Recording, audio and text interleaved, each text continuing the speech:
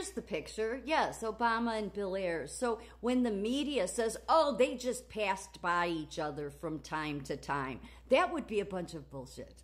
Yes, but that's what the media says. Like, especially like the Chicago Tribune, but I'll get to them in a minute. Not that they're any different than the rest of our media. But no, this was 1997 at University of Chicago. Talking about something to do with juvenile justice. Neither one of these people should be near children. It explains to me why the DCFS system in Illinois is a complete disaster and why children aren't really cared for. You can't expect liars, frauds, psychopaths. You shouldn't put them heading up anything to do with the care of children, okay? But let's look at Bill Ayers' father, the good old CEO of Commonwealth Edison, Thomas G. Ayers. Thomas G. Ayers, who is the father of Bill Ayers and John Ayers, he had many political connections, but let me first tell you this. Ayers served as chairman of the board of trustees of Northwestern University. Explains so much about that place. The Erickson Institute, the Bank Street Colleges of Education in New York City, the Chicago Symphony Orchestra, the Chicago Community Trust, the Chicago Urban League. Oh, you know, the Chicago Urban League, one of the people on that board was the CEO of Northwestern Hospital where I worked at. Yeah, he's gone. They move him in and out. Yeah, he's also on the Chicago Board of Trust, that CEO. The one that pulled all of his bullshit during COVID and who is a total jerk off. But that's always who will head up that hospital. It's not like the people heading up any of our major institutions are any good. Let's see. The Community Renewal Society, the Chicago Association of Commerce and Industry, Chicago United, the Leadership Council for Metropolitan Open Communities, and Dearborn Park Corporation, and served as vice president of the Chicago Board of Education. Yes. Ayers also served on the board of directors of Sears, GD Searle, Chicago Pacific Corporation, Zenith Corp., Northwest Industries, General Dynamics Corp. of St. Louis, First National Bank of Chicago, the Chicago Cubs, and the Tribune Company. Oh, but see, there's even more. This was 2012. This is quite interesting.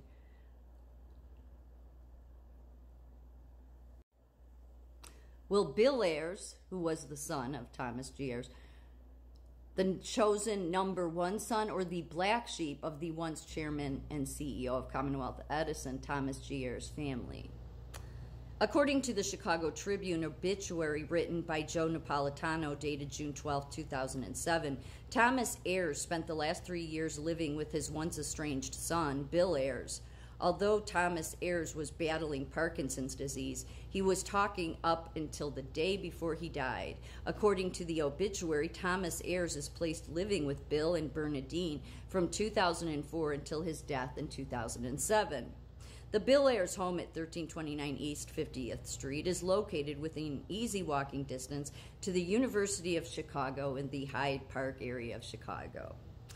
Bill and Bernadine purchased this home with the recorded date of the deed of May 27, 1994. To think Thomas Ayers spent the last 3 years of his life talking away in this very same house that was used to wine and dine an entourage of Chicago-style political movers and shakers during the political launch party for Barack Obama was hosted by Bill Ayers for his bid at the Illinois Senate vacancy made available by Senator Alice Palmer. I wonder if Thomas Ayers attended the Barack Obama coming out party. I also wonder what Thomas Ayers was talking about up until the day he passed. Seeing that Thomas Ayers and his wife had 5 children, the mere fact that Thomas Ayers chose to live with the baby of the family, Bill, and his wife Bernadine in the last years of his life, as opposed to living with one of his less controversial children, leads me to believe that Bill Ayers was indeed the chosen #1 son and not the disreputable black sheep of the Ayers family who has thoughts and actions that tend to go against the grain of the family. Yeah. Not at all. Thomas G. Ayers, Bill Ayers' father, had many connections. Oh, wait, maybe I'm wrong on both counts. Maybe Bill Ayers is neither the chosen number one son nor the black sheep of the family. Maybe I should have used the phrase coined by Jessica Mitford to describe herself and call him the red sheep of the family. I just hope that Barack Obama was able to stop by the Hyde Park area Chicago, Illinois home to listen to the stories Thomas Ayers seemed to enjoy telling and to thank him one last time for the help he provided, quote, putting a foreigner through school, end quote, as reported by the senior Ayers postman, Alan Hulton. If Obama chose not to stop over, he really should have tried to drop in for at least a quick chat. With the life experiences of a person like Tom Ayers, he surely could have been a big help to Obama with his political aspirations as well as the upcoming 2004 Democratic Convention. Tom Ayers surely had a robust arsenal of political connections, an introduction to which Obama could have benefited. In fact, they already had one connection in common. That would be David Axelrod standing over Obama.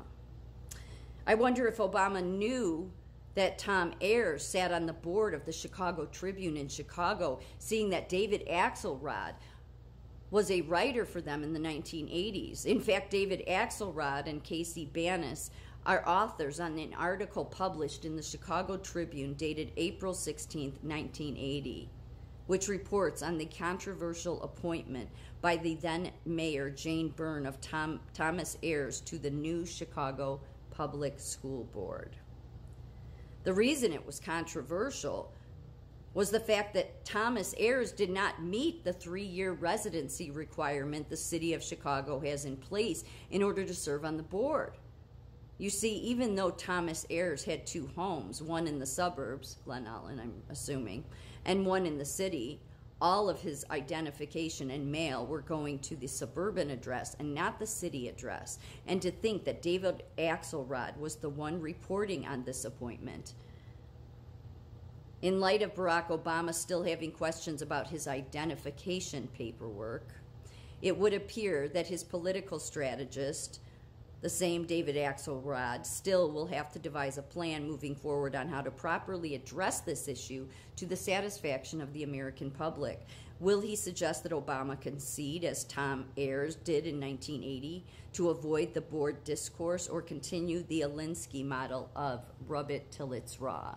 Yes, the Alinsky model is Saul Alinsky. Anybody that's awake has come across that. So Obama, this is why the left and these people in our media are such disgusting creatures. So disgusting that they protect this. Because he wasn't born in this country. All right? I was. So fuck you, media.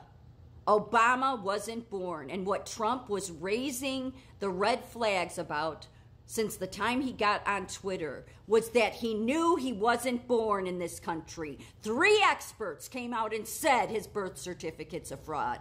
Bill Ayers funded him to funded a foreigner. So a foreigner cannot be president. So screw your damn healthcare bullshit, you American Nurses Association, all you people that have propped this bullshit up, you liars. This is bullshit. Everything he did is null and void. That's why they're going after Trump. Trump was born in this country. He's an American. He loves this country. This bastard never did. His father came here because of Airlift to America. JFK, before he was president, the Kennedy Foundation paid for 2 flights coming to America, which was bringing Kenyan students to come here to go to school. Barack Obama's dad was on the 2nd flight. And then he met Ann Dunham, and the rest is history. But the rest is that they went back to Kenya. He's a foreigner. And these people have been in charge of children. Disgusting media protecting this junk. Barack Obama, state senator, a kind of just parent, the children of juvenile court by Bill Ayers, a searing and timely account of the juvenile court system. Yeah, it's a disgrace, and our media is a disgrace, and they all need to be held accountable. they're all damn liars.